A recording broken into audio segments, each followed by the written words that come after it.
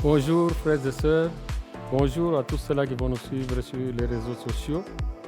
Bonjour à l'église baptiste de Clermont. Aujourd'hui encore, nous allons parler de la part de notre Père, notre Dieu, sur le thème intitulé « Il est temps ».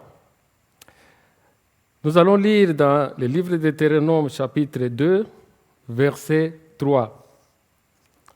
Nous allons seulement lire un seul verset et après nous allons développer. La Bible dit dans Deutéronome chapitre 2, verset 3, ce qui suit. « Vous avez suivi les contours de cette montagne. » C'est assez, je vais les lire. « Vous avez assez suivi les contours de cette montagne. Tournez-vous vers le nord. » Nous allons prier, Père. Il est encore temps que nous voulons entendre ta parole, Seigneur. Parle comme tu as toujours parlé. Utilise-moi comme un simple instrument. Parle au cœur de tout un chacun. Révèle les secrets de ton cœur. Instruis-nous, ô Dieu, par ta parole puissante. Esprit du Dieu vivant, utilise-moi, utilise tout ton peuple au nom de Jésus-Christ. Amen. Lorsque nous lisons dans Deutéronome chapitre 2, verset 3, là c'est Dieu lui-même qui parle à Moïse ou qui parle à son peuple. Dieu n'a jamais abandonné son peuple pour toujours. Dieu a pris le peuple d'Israël de l'Égypte vers le désert, mais la destination n'était pas le désert, la destination était la terre promise.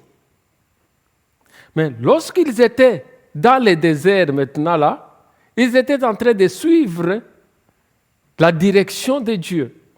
Quand vous lisez dans Nombre chapitre 10, il est dit que tout dépendait du mouvement de Dieu, de ce que Dieu leur disait. S'il fallait faire même 2 jours, 3 jours, 4 jours, ainsi de suite, ils devraient attendre jusqu'à ce que Dieu donne l'ordre de partir. Alors, à ce moment ici, Moïse est en train de rappeler au peuple ce qui était arrivé dans leur marche. Il dit qu'il fit à un moment donné, Dieu lui-même vint et dit, « En tout cas, je vois que vous avez fait le contour de cette montagne pendant longtemps. Il y a eu un grand temps, vous étiez en train de circuler, vous croyez avancer, mais vous n'avanciez pas. Vous tourniez en rond. C'est pourquoi il dit, c'est assez de tourner en rond. Maintenant, je vous demande et je vous ordonne d'aller vers le nord, d'aller vers la destination. Parce que là où vous allez, c'est au nord. Vous ne devez pas encore contourner.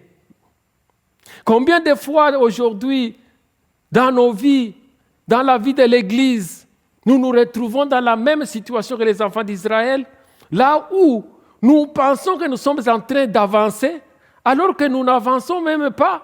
Nous sommes seulement en train de tourner tout au long de la montagne. Nous tournons tout au long de la montagne. Nous tournons tout simplement. Mais nous croyons, nous pensons que nous sommes en train de marcher vers la destination.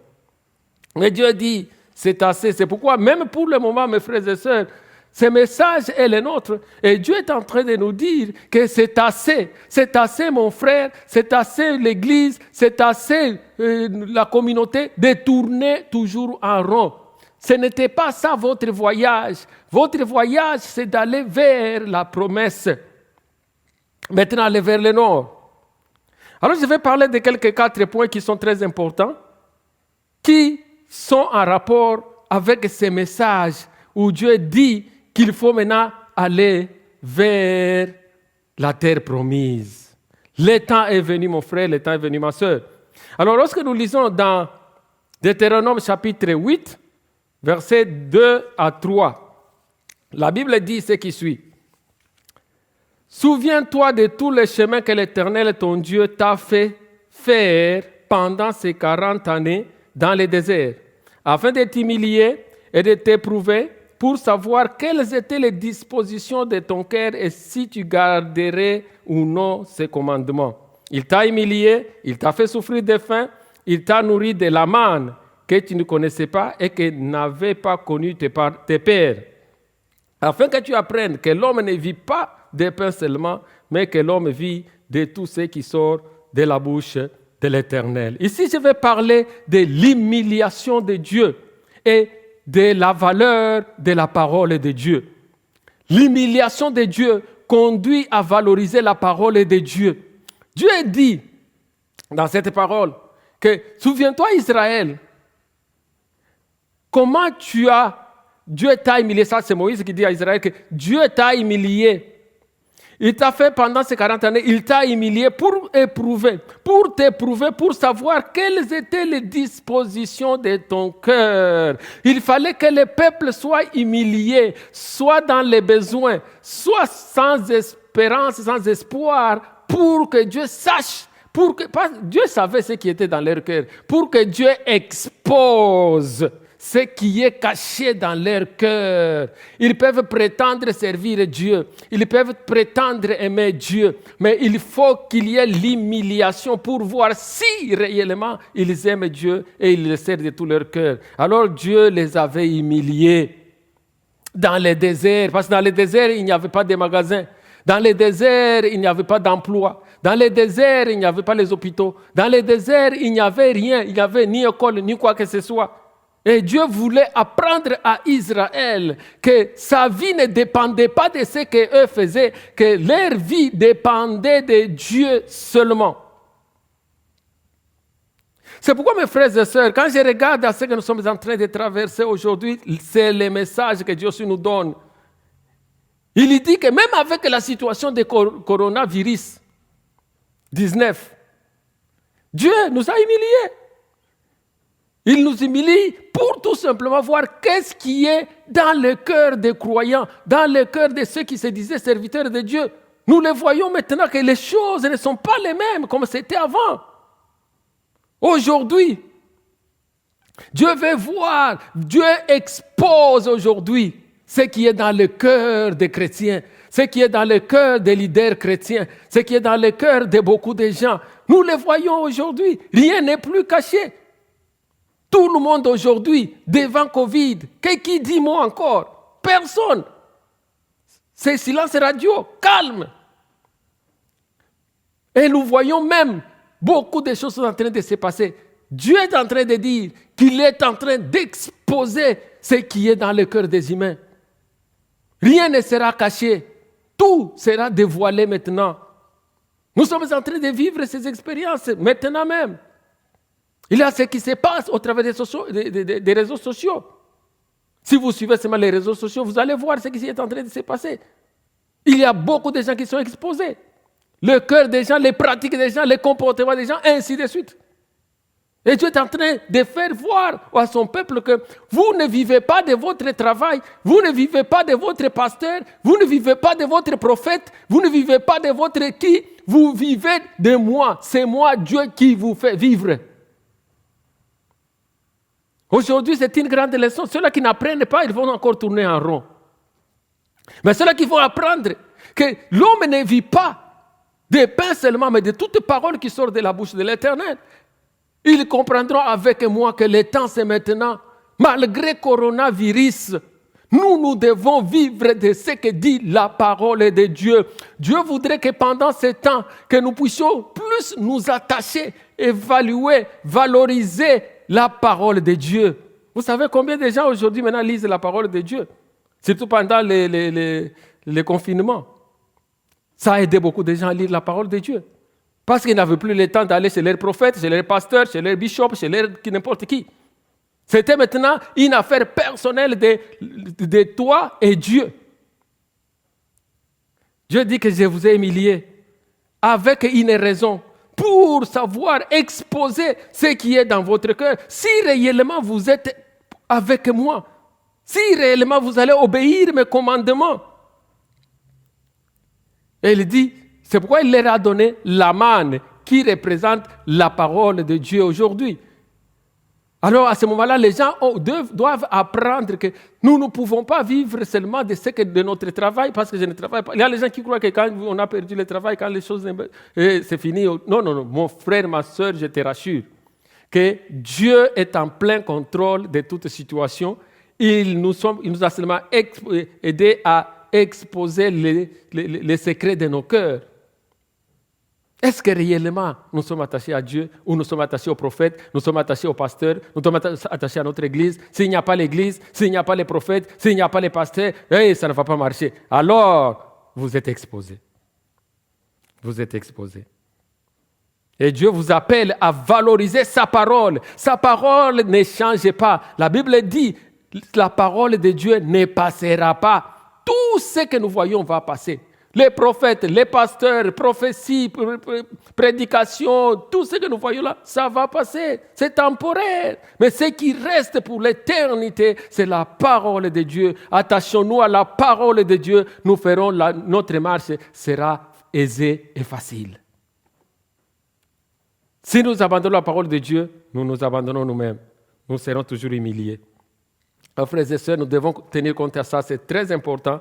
Dieu a humilié son peuple pour que les secrets de l'œuvre soient dévoilés. Ainsi, pour leur apprendre aussi, une leçon qu'il faut apprendre pendant ce temps, que tout le monde doit apprendre, c'est que nous devons vivre de la parole de Dieu. Nous devons nous attacher à la parole de Dieu. Aimer la parole de Dieu. Partager la parole de Dieu. Nous encourager avec la parole de Dieu. Tout fondé sur la parole de Dieu. La marche sera facile et simple. 2. Deutéronome chapitre 8, 17 à 18. Garde-toi de dire en ton cœur, ma force et la puissance de ma main m'ont acquis ces richesses. Souviens-toi de l'Éternel ton Dieu, car c'est lui qui te donnera la force pour les acquérir, afin de confirmer, comme il le fait aujourd'hui, son alliance qu'il a jurée à tes pères.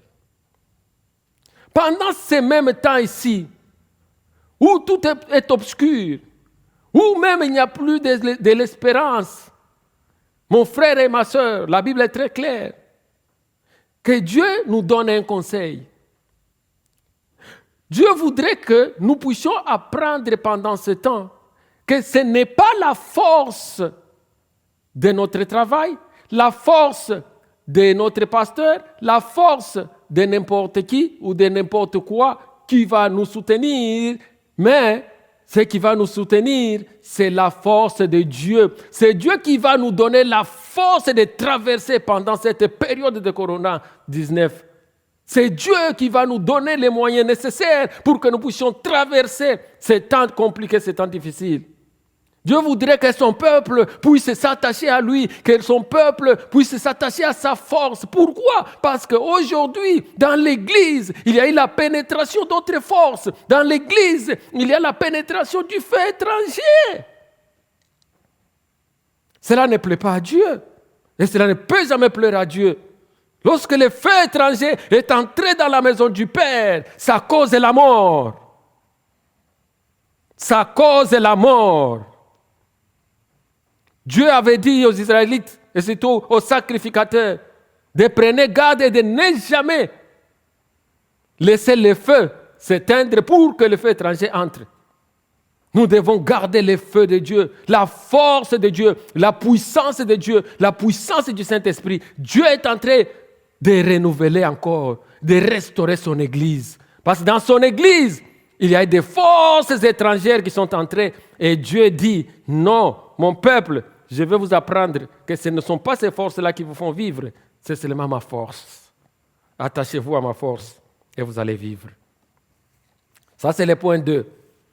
Le point 3. Dieu veut encore nous apprendre pendant ces temps difficiles, dans notre désert aussi. Une autre chose, c'est Deutéronome chapitre 9, versets 4 à 5. Nous allons lire encore. Lorsque l'Éternel ton Dieu les chassera devant toi, ne dis pas en ton cœur, c'est à cause de ma justice que Dieu me fait entrer en possession de ce pays. Car c'est à cause de la méchanceté de ces nations que l'Éternel les chasse devant toi. Non, ce n'est point à cause de ta justice et de la droiture de ton cœur que tu entres en possession de leur pays. Mais c'est à cause de la méchanceté de ces nations que l'Éternel, ton Dieu, les chasse devant toi. Et c'est pour confirmer la parole que l'Éternel a juré à tes pères, Abraham, Isaac et Jacob. Israël, tu vas prendre possession de la terre. Mais je voudrais que tu prennes garde, que tu apprennes quelque chose. Ce n'est pas à cause de ta justice. Ce n'est pas à cause de ce que tu as fait du bien, mais c'est à cause de ma justice, moi-même, Dieu. Et à cause du mauvais comportement de ceux-là qui étaient dans les pays, c'est pourquoi je les chasse pour que je vous établisse. Mon frère et ma soeur, Dieu dit que ce n'est plus la justice, votre justice qui me plaît. C'est ma propre justice qui va faire que j'agisse maintenant. À l'église d'aujourd'hui, Dieu est maintenant en train d'agir à cause de sa justice. Nous avons tous échoué la mission.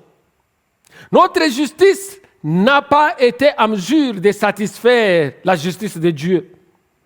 C'est pourquoi Dieu nous a donné sa propre justice. Et sa propre justice, c'est Jésus-Christ.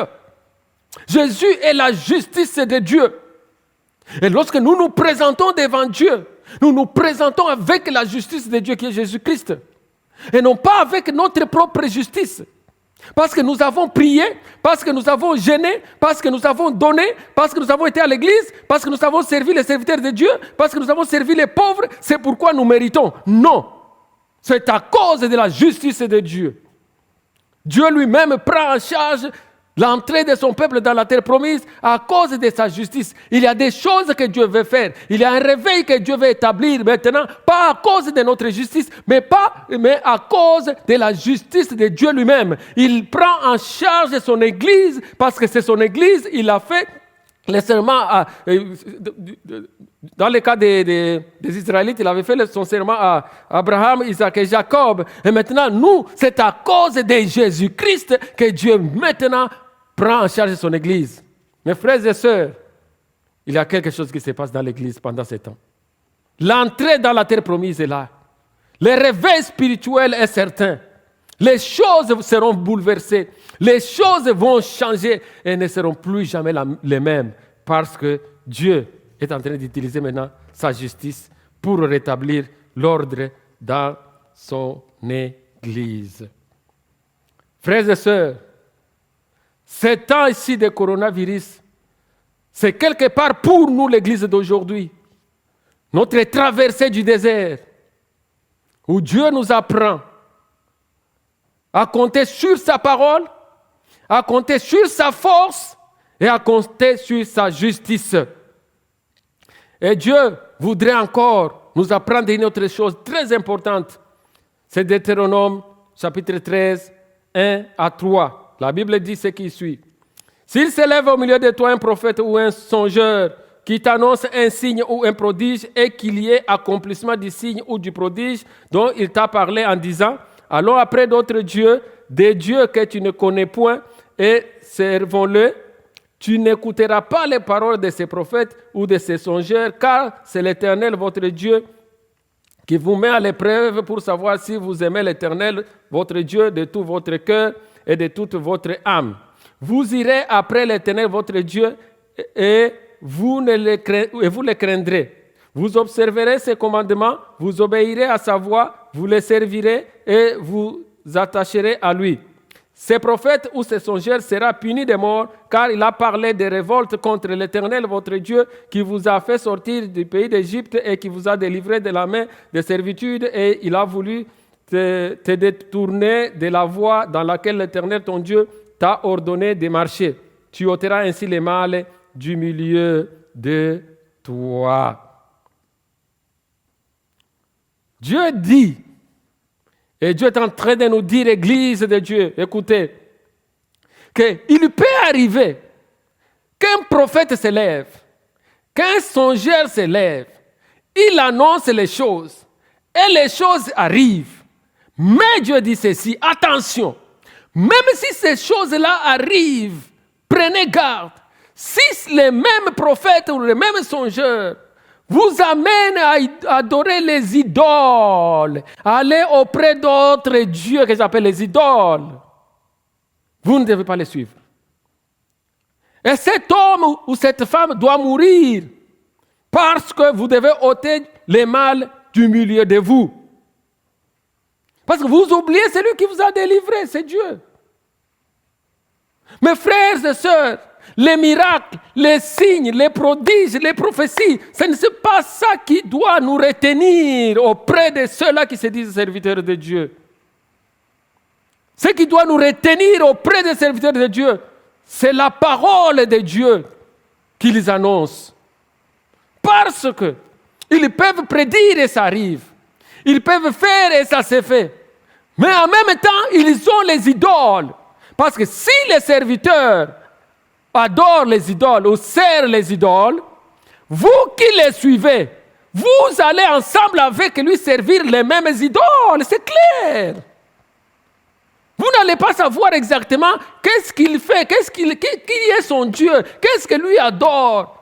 D'où vient sa force, d'où vient sa puissance, d'où vient sa prophétie, d'où vient son pouvoir. Si vous ne savez pas, ça devient un danger. Mais sachez que Dieu vous dit, parce que vous suivez cet homme-là, Dieu n'est pas content. C'est une révolte contre Dieu, Dieu l'appelle révolte. L'Église aujourd'hui est remplie de gens qui ont amené des révoltes, qui amènent leurs histoires parce que les gens sont persuadés, convaincus parce qu'il a dit, ça s'est fait, il a dit, et parfois il a les choses même montées de toutes pièces, et on joue là comme un théâtre, ça passe et tout le monde acclame, oh gloire à Jésus, gloire à Jésus. Mais ces gens-là, ils vous amènent vers leurs idoles. Ce sont des révoltes qu'ils amènent dans l'Église. Et Dieu dit, non. Il faut en finir avec ces gens. C'est pour vous dire, mes frères et sœurs, le temps est venu. Dieu a pris en charge son Église. De tels gens vont maintenant commencer à disparaître. Le temps est venu. Dieu est en train de restaurer son Église. Trop, c'est trop. Il a dit à Israël, vous avez fait le contour. Je vous voyais faire le contour de la montagne. Mais ça suffit maintenant. Vous devez maintenant prendre la marche vers le nord. Et Dieu dit à l'Église, je vous ai vu sillonner la montagne. Faites des tours et des tours de la montagne. Vous n'avanciez pas et vous croyez avancer. Maintenant, le temps est venu. Vous devez aller de l'avant. L'Église est en train de prendre une nouvelle marche vers la destination. Frères et sœurs, je vais conclure le message d'aujourd'hui. Le message d'aujourd'hui, c'est « Il est temps ». Il est temps. Dieu dit, il est temps. Il est temps d'avancer. Et voici les conditions pour avancer, l'Église de Dieu. 1. Pour bien avancer, nous devons accepter l'humiliation et nous devons valoriser la parole de Dieu. C'est ce qui va nous faire avancer aisément. C'est ce qui va faciliter notre marche. C'est lorsque nous acceptons l'humiliation, nos cœurs sont exposés à celui qui connaît toutes choses et nous apprenons que ce n'est pas par la force, ce n'est pas par n'importe quoi, mais c'est par la parole de Dieu. Nous allons recourir à la parole de Dieu, pas à la parole des hommes, mais à la parole du Dieu vivant. Le Dieu va parler à notre vie. Le Dieu va parler à notre situation. Le Dieu va nous encourager, nous diriger. Le Dieu va nous orienter, nous bénir. Et c'est ainsi que nous aurons la paix. 2. Pour bien avancer, parce qu'il est temps maintenant d'avancer, Église de Dieu, nous devons accepter seule la force de Dieu. La Bible nous dit de sonder les esprits. Aujourd'hui, le problème avec nos églises, c'est qu'il suffit seulement qu'on voit, il a dit, ça s'est fait, il a dit, il a fait ça, et c'est fini, on est capturé. Et on commence à suivre aveuglément. Il a dit, où est-ce qu'il est? Il est maintenant là-bas. Ces histoires-là, non. Dieu dit, c'est ma force, c'est sa puissance, c'est son énergie dont nous avons besoin pour triompher, pour avancer, pour aller droit et arriver à notre destination. 3. Nous devons reconnaître que ce n'est plus à cause de votre justice.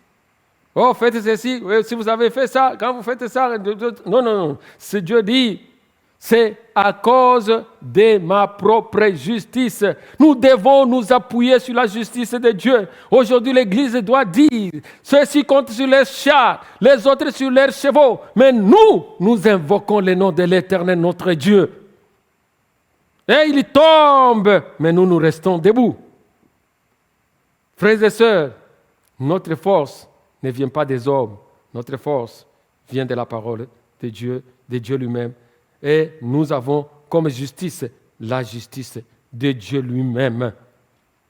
Cette justice, je vous l'ai dit, s'appelle Jésus-Christ. Nous présentons à Dieu la justice de Dieu, sa propre justice, Jésus-Christ. Le sang de Jésus, c'est le sang de sacrifice que nous amenons dans les lieux très saints. Nous nous présentons devant notre Père, pas avec n'importe quoi, mais avec le sang de Jésus. Que Dieu soit loué. Frères et sœurs, Dieu est en train de restaurer son Église. Et enfin, nous devons, frères et sœurs, nous débarrasser de toute forme d'idolâtrie. C'est pourquoi, mes frères et sœurs, je vous supplie, je vous demande, ne soyez jamais pressés à suivre n'importe qui s'appelle serviteur de Dieu.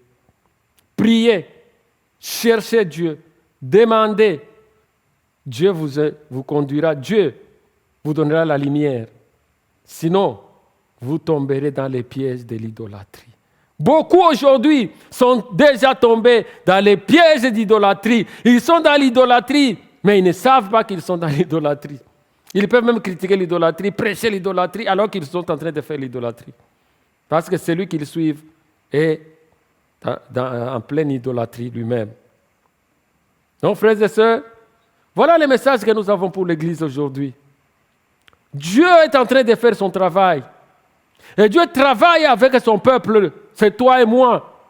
Église de Dieu, réveillons-nous. Église de Dieu, comprenons ces choses. C'est un temps qui est à profiter, frères et sœurs. Dieu travaille. Il a toujours travaillé. Maintenant, il prend une action, comme il avait fait avec Israël. Vous tournez, je suis avec vous. Mais pour le moment, je décide pour que vous puissiez aller de l'avant.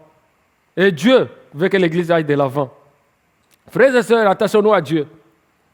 À ceux-là qui n'ont jamais accepté Jésus comme le sauveur dans leur vie. Mes frères et sœurs, vous ne devenez pas enfants de Dieu par n'importe quelle autre pratique ou notre rituel dans l'Église. Non, non, non. Vous devez vous-même personnellement donner votre vie à Jésus-Christ. Il est là, les bras ouverts. Il vous attend. Il voudrait vous sauver. Ce n'est pas les pasteurs, ce n'est pas les prophètes, ce n'est pas les frères, la sœur qui vous sauve. C'est Jésus qui vous sauve. On vous présente Jésus, vous acceptez Jésus, Jésus vous reçoit et vous devenez enfant de Dieu. N'attendez pas. Pourquoi chercher la guérison physique seulement? Pourquoi chercher les richesses de ce monde? Pourquoi chercher les mariages seulement? Pourquoi chercher les maisons seulement? Pourquoi chercher la promotion seulement? Pourquoi chercher... Les gens se déplacent auprès des prophètes, des hommes de Dieu, tout simplement à cause de ces choses. Mais la Bible nous dit, cherchez premièrement le royaume des cieux et sa justice, et le reste vous sera donné par-dessus tout. Mais mes frères et sœurs, vous qui nous écoutez, c'est le temps maintenant. Rejoignez la famille de Dieu au travers de Jésus-Christ. Acceptez Jésus comme votre sauveur personnel. C'est lui qui pardonne les péchés. C'est lui qui donne le Saint-Esprit pour vous diriger. N'attendez plus. Le temps, c'est aujourd'hui. Ma prière élevée de mon cœur toujours, c'est que toi et moi soyons dans l'éternité avec notre Créateur, avec Jésus-Christ. N'attendez pas, n'hésitez pas. Et à l'Église, il y a un mouvement de Dieu. Personne ne va arrêter ça. Dieu restaure son Église. Que Dieu nous bénisse. Je vais prier. Père, je sais que tu as parlé à chacun de nous. Tu m'as même parlé aussi, Seigneur. Que cette parole produise des fruits. Que cette parole soit au Père éternel comme une bonne semence qui est plantée dans une bonne terre pour qu'elle produise des fruits multipliés par 100. Que ton nom soit loué, ton nom soit exalté, Seigneur, parce que tu nous as utilisés. Donne-nous encore la force, Seigneur, d'avancer. Merci pour la restauration de l'Église qui est l'œuvre de toi seul. Béni soit ton nom, au nom de Jésus-Christ. Amen.